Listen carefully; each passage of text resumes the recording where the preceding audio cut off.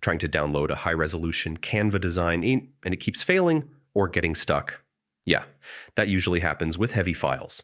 Let's fix it. First, your export size might be too high. Instead of maxing it out, reduce it just a little. You'll barely notice the quality difference. Next, try a different file type. If PNG fails, use JPG or PDF. Some formats handle large designs better.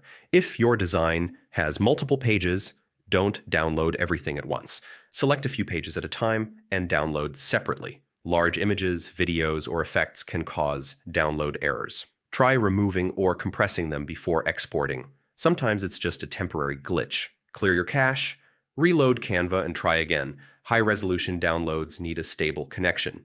If your internet drops, the download can fail midway. Still not working? Switch devices or browsers. Sometimes it's just compatibility issues. Last trick: export as PDF print. It's more stable for large, high-quality designs. You can convert it later if needed. So yeah, lower the size slightly, change format, split downloads, and clean up heavy elements. That's how you fix Canva high-res download errors fast.